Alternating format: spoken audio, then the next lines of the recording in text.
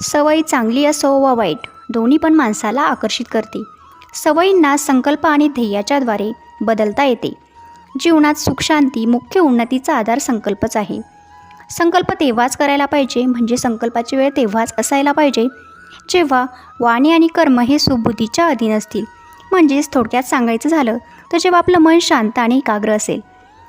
आपण कोणत्याही प्रकारची पूजा करतो त्यासाठी आपण एक उद्देश ठेवत असतो आणि हा उद्देश ठेवूनच आपण संकल्प करतो. तर जो उद्देश असतो त्यालाच आपण संकल्प असं म्हणू शकतो. अवधूत चिंतन श्री गुरुदेव दत्त श्री स्वामी समर्थ महाराज की जय. सर्वप्रथम तुम्हा सर्वांचं नेहमीप्रमाणेच आपल्या या विश्वास आणि अध्यात्म या चॅनलवरती खूप खूप मनापासून स्वामींचं स्वागत आहे. तर आज आपण संकल्प म्हणजे काय, संकल्प का करावा किंवा का सोडावा, किंवा कोणतीही सेवा सुरू करताना संकल्पाचे महत्त्व काय आहे, हे सर्व आजच्या व्हिडिओतून जाणून घेणार आहोत. व्हिडिओला सुरुवात करण्याअगोदर मी स्वामी महाराजांना त्रिवार वंदन करते, सर्वांना श्री स्वामी समर्थ असं म्हणते. तर सगळ्यात अगोदर आपण जाणून घेऊया की संकल्प म्हणजे काय. संकल्प म्हणजे थोडक्यात सांगायचं झालं, संकल्प म्हणजे दृढ निश्चय. एखाद्या गोष्टीसाठी आपण पूर्ण मनाची तयारी करतो, आपलं मन चित्त एकाग्र करून एखाद्या गोष्टीसाठी आपण दृढ निश्चय करतो, त्या गोष्टीला आपण संकल्प असं म्हणू शकतो. तर जीवनामध्ये आपण अनेक ठिकाणी संकल्प करत असतो. जसं की आपण सर्वप्रथम शाळेत जातो, शाळेत गेल्यानंतर आपल्याकडून प्रतिज्ञा म्हणून घेतली जाते, तर तो पण एक प्रकारचा संकल्पच आहे. अशा निरनिराळ्या गोष्टींसाठी आपण संकल्प जीवनामध्ये करत असतो. संकल्प केल्यामुळे आपल्या मनातील इच्छा लवकरात लवकर पूर्ण होण्यास खूप मदत होत असते. संकल्पाशिवाय सिद्धी नसते असंही म्हटलं जातं. म्हणूनच संकल्प करणे खूप महत्त्वाचे आहे. तर आपण जेव्हा एखादी सेवा करतो आणि आपण आपल्या मनातील इच्छा पूर्ण करण्यासाठी भगवंताचा आधार घेत असतो, त्याची कृपा आपल्यावर राहावी, त्याची कृपादृष्टी आपल्यावर झाल्यानंतर आपल्याला लवकरात लवकर ती गोष्ट साध्य व्हावी यासाठी आपण भगवंताला प्रार्थना करत असतो आणि त्यासाठी काही सेवा करत असतो. तर सेवा करताना संकल्प यासाठी सोडला जातो. तर विशिष्ट प्रकारच्या काही सेवा आपल्याला दिल्या जातात. आपला कोणता प्रश्न आहे त्या प्रश्नावरती आपल्याला योग्य उत्तर मिळावं, म्हणजे त्या प्रश्नातून लवकरात लवकर आपली सुटका व्हावी, त्याचं उत्तर मिळावं यासाठी आपल्याला विशेष अशा सेवा दिल्या जातात. परंतु सेवा दिल्यानंतर देखील संकल्प हा अगोदर सोडलाच पाहिजे. संकल्प सोडल्यानंतरच आपली जी इच्छित मनोकामना आहे ती पूर्ण होत असते. जर आपण संकल्प नाही सोडला तर आपली जी इच्छा आहे ती पूर्ण होण्यासाठी विलंब लागत असतो आणि काळ असाच निघून जातो. म्हणून संकल्प हा सोडलाच पाहिजे. तर आता जाणून घेऊया की संकल्पामध्ये महत्त्वाच्या गोष्टी काय येतात. तर सगळ्यात अगोदर येतं ते आचमन करायचं असतं. तर संकल्प सोडताना सगळ्यात अगोदर आपण आचमन करायचं असतं. तर आचमन कसं करायचं, आचमन म्हणजे काय हे सर्वप्रथम आपण जाणून घेऊया. आचमन म्हणजे काय, मनाची शुद्धता करणे. कोणतीही गोष्ट साध्य करण्यासाठी आपलं मन चित्त एकाग्र असलं पाहिजे. जेव्हा आपलं मन चित्त एकाग्र असतं तेव्हाच आपण त्या गोष्टीकडे ध्यान देऊ शकतो आणि ती गोष्ट साध्य करू शकतो. तर आचमन म्हणजे मनाची शुद्धता करणे. आपलं मन शुद्ध झाल्यानंतर देवाची कृपा आपल्यावर लवकर होत असते आणि आपल्यावर देवाची कृपा व्हावी यासाठी आपण आचमन करायचं असतं. तर आचमन केल्यानंतर आपण संकल्प सोडायचा असतो. संकल्प सोडल्यानंतर आपल्याला जी सेवा दिली आहे ती सेवा आपण सुरू करायची असते. तर सर्वप्रथम आपण जाणून घेऊया की संकल्प सोडण्यासाठी आपल्याला कोणत्या कोणत्या वस्तू लागणार आहेत.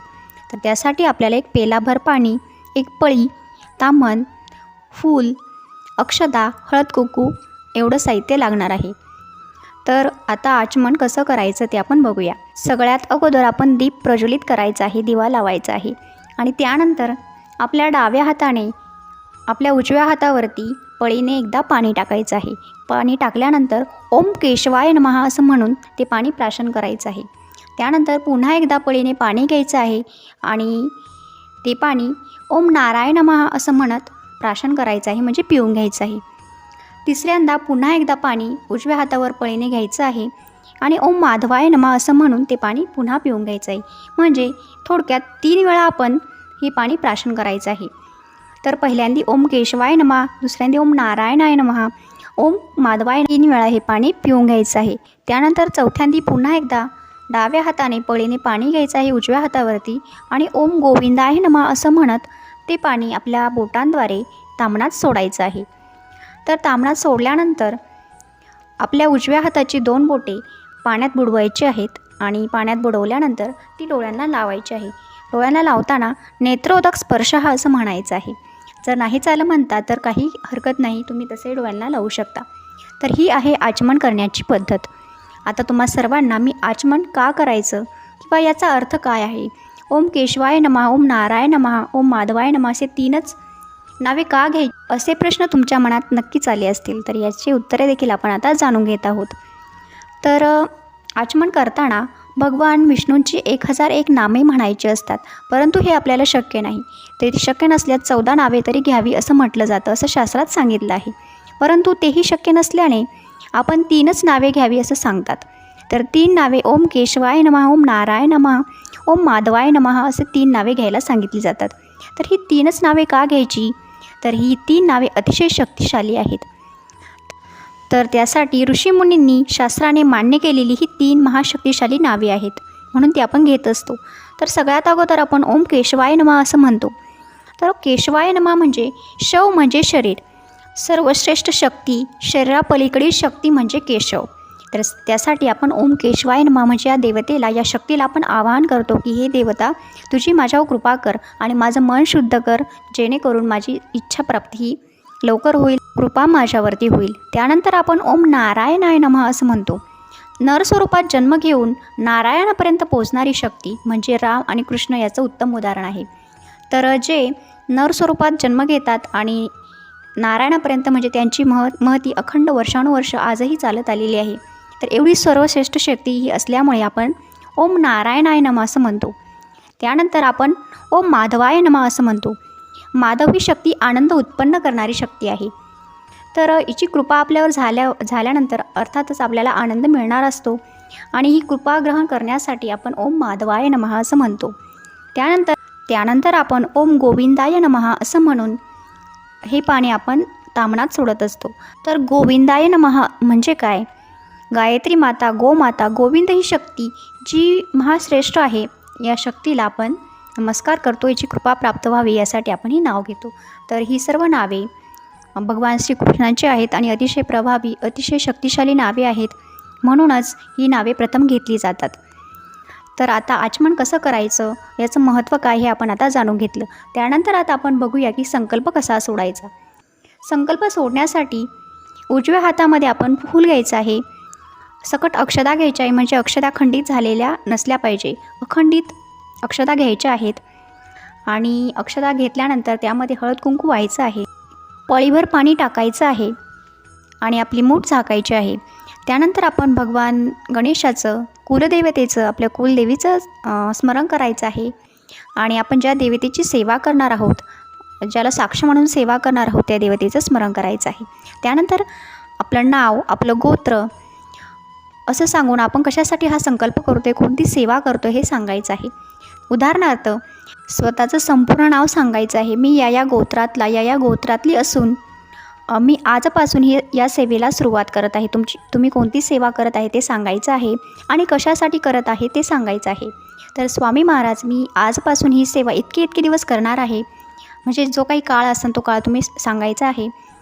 इतके दिवस करणार आहे आणि ही सेवा तुम्ही माझ्याकडून अखंडितपणे पूर्ण करून घ्या, निर्विघ्नपणे पूर्ण करून घ्या आणि मला इच्छित फलप्राप्ती द्या, म्हणजे माझी जी काही इच्छा आहे ती लवकरात लवकर पूर्ण करा आणि तुमची कृपादृष्टी माझ्यावरती ठेवा, असं म्हणून स्वामींना प्रार्थना करायची आहे. आणि ते हातामध्ये आपण जे फूल अक्षता जे घेतलं आहे ते त्याच्यावर पाणी टाकत ते तांबणामध्ये सोडायचं आहे.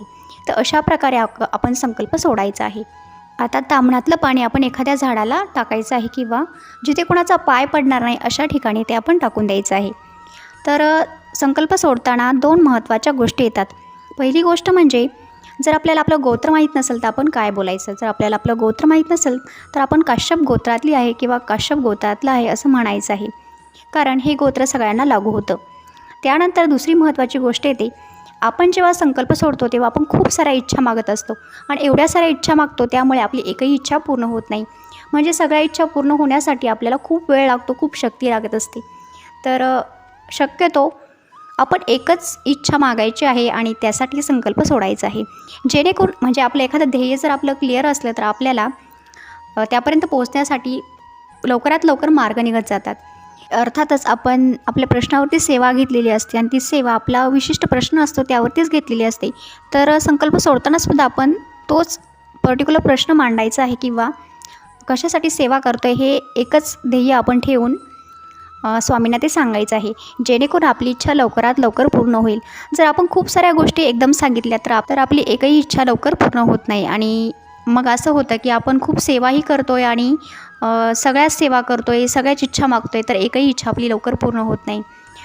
अर्थातच स्वामी आईला सर्व कळतं, स्वामींना सर्व माहीतच असतं, परंतु आपण हे यासाठी बोलायचं असतं जसं की एखादं बाळ आहे ते आपल्या आईजवळ हट्ट न करता आई त्याला सर्व गोष्टी पुरवत असते, परंतु कधीकधी आपल्याला एखादी गोष्ट खूप हवी असते आणि ती आपण जोपर्यंत हट्ट करत नाही तोपर्यंत आई आपली लवकर देत नाही. तर तसंच आपण स्वामी आईकडे हट्ट करायचा आहे, त्यासाठी आपण संकल्प सोडायचं असतं. तर या सगळ्यामध्ये तुमच्या मनामध्ये असा प्रश्न आलाच असेल की आपण पळीनेच पाणी का घ्यायचं, आपण पाणी असं ओतू का शकत नाही, म्हणजे जास्त प्रमाणात का ओतू शकत नाही. एक विशिष्ट प्रकारच्या मोजमापानेच ही पळी बनवलेली असते. चमचा किंवा पळी आपण अतिशय थोड्या प्रमाणात पाणी येतं म्हणून आपण हे घेत असतो. तर याने काय होतं, आपण जेव्हा ते प्राशन करतो म्हणजे आचमन करताना प्राशन करतो तेव्हा आपल्या कंठाचा भाग हा ओला राहतो आणि जेव्हा आपण संकल्प सोडत असतो किंवा पूजा अर्चना करत असतो तेव्हा आपला कंठ सुकत असतो. तर हे पाणी म्हणजे आचमन आपण करतो तेव्हा या पाण्याद्वारे आपला कंठाचा भाग हा ओला राहतो आणि आपली परमेश्वरी ऊर्जा ही आपली जागृत राहत असते. तर ही परमेश्वरी ऊर्जा आपण जी प्राशन करत असतो ती कंठचक्रात साठून राहते आणि आपल्याला ऊर्जा प्राप्त होत असते आणि आपण जी सेवा करतो आहे त्यासाठी ही ऊर्जा आपल्याला पुरत असते. तर म्हणूनच आपण पळीने पाणी घ्यायचं असतं आणि तर अशा प्रकारे अगदी थोडक्यात तुम्हाला ही माहिती मी पोचवण्याचा प्रयत्न केला आहे. तर आजच्या व्हिडिओमध्ये आपण काय बघितलं, संकल्प काय असतो, संकल्प का करायचा असतो, त्याचसोबत संकल्प करताना आचमन कसे करावे, का करावे आणि त्यातल्या महत्त्वाच्या गोष्टी मी या व्हिडिओतून तुम्हाला सांगण्याचा प्रयत्न केला. तर त्यासोबत संकल्प कसा सोडायचा आणि आपली इच्छा कशी मागायची हे आज आपण या व्हिडिओत बघितलं. तर तुम्हाला ही माहिती कशी वाटली ते तुम्ही मला नक्की सांगा. या व्यतिरिक्त तुम्ही वेगळ्या प्रकारे संकल्प सोडत असाल तर काही हरकत नाही, प्रत्येकाच्या वेगवेगळ्या पद्धती असतात, परंतु संकल्प मात्र नक्की सोडा. कोणतीही सेवा सुरू करण्याअगोदर संकल्प हा नक्की सोडा, जेणेकरून आपली इच्छा लवकरात लवकर पूर्ण होईल आणि आपला प्रश्न हा लवकरात लवकर सुटेल. तर आजच्या या माहितीसोबत मी आजचा व्हिडिओ इथेच संपवते. पुन्हा आपण भेटूयाच. तुम्हाला ही माहिती ती कशी वाटली ती तुम्ही मला नक्की सांगा. त्याचसोबत व्हिडिओ आवडल्यास लाईक करा, शेअर करा आणि चॅनलला सबस्क्राईब करा. काळजी घ्या, आनंदात राहा. श्री स्वामी समर्थ, श्री स्वामी समर्थ, श्री स्वामी समर्थ.